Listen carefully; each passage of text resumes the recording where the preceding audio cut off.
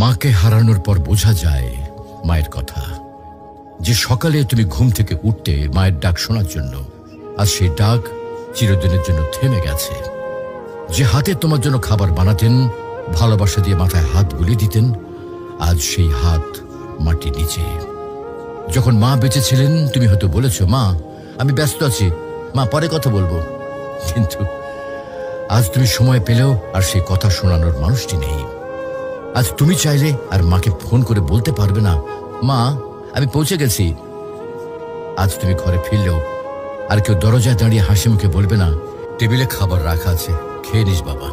মাকে হারানোর পর বোঝা যায় তিনি শুধু একজন মা ছিলেন না, তিনি ছিলেন ঘরের আলো, জীবনের দোয়া আর হৃদয়ের শান্তি। এখন বুঝতে পারো মা যে বারবার নামাজের কথা বলতেন, ভালো মানুষের সাথে চলতে বলতেন, এগুলো তোমার জন্য কত বড় উপহার ছিল। প্রিয় ভাই বোন, মাকে হারিয়ে আফসোস করার আগে কদর করো। মায়ের হাতে চুমো দাও, তার জন্য দোয়া করো, তাকে জড়িয়ে ধরো যতদিন তিনি আছেন। কারণ হয়তো একদিন তুমি শুধু বসে বসে কাঁদবে আর মনে পড়বে, ইস যদি মাকে আরেকবার জড়িয়ে ধরতে পারতাম। মাকে হারানো মানে পৃথিবীর সব থেকে বড় আশ্রয় হারিয়ে ফেলা। তুমি যখনই সময় পাও তোমার মায়ের সাথে সময় দাও, মায়ের জন্য দোয়া করো। মা যদি আজকে ইহলোক ত্যাগ করেন তাহলে তিনি আর ফিরে আসবেন না।